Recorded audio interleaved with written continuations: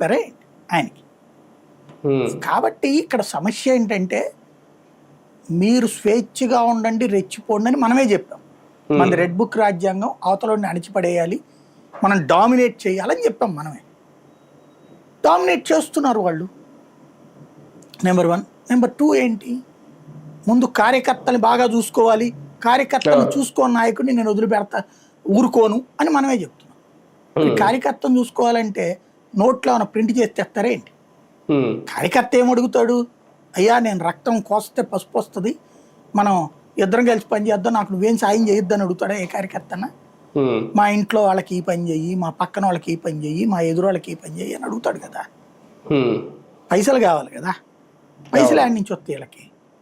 తాత ముత్తాతల ఆస్తులన్నీ అమ్ముకున్నా చాలదు అట్లా డబ్బులు ఖర్చు పెట్టడం బిగిన్ చేస్తే. కాబట్టి సంపాదించుకోవాలి. ఎలాగా? ఇసుకలో సంపాదించుకుందాం, మద్యంలో సంపాదించుకుందాం, వైన్ షాపుడి దగ్గర వసూలు చేసుకుందాం, బారోడి దగ్గర వసూలు చేసుకుందాం, అలాగే స్కూళ్ళ దగ్గర వసూలు చేసుకుందాం, పోలీసుల దగ్గర వసూలు చేసుకుందాం, అధికారుల దగ్గర వసూలు చేసుకుందాం. దీనికి ఒక్కొక్కరికి ఒక్కొక్క పని అప్పు చెప్తారు. ఇది చెప్పినప్పుడు ఇది కూడా సమన్వయ లోపమే వసూలు చేసుకొచ్చేటప్పుడు. ఎందుకని? అవతలోడు బాధపడకుండా వసూలు చేయాలి, వీళ్ళు బాధ పెట్టినే వసూలు చేస్తారు. ఎమ్మెల్యే గారు చెప్పారు.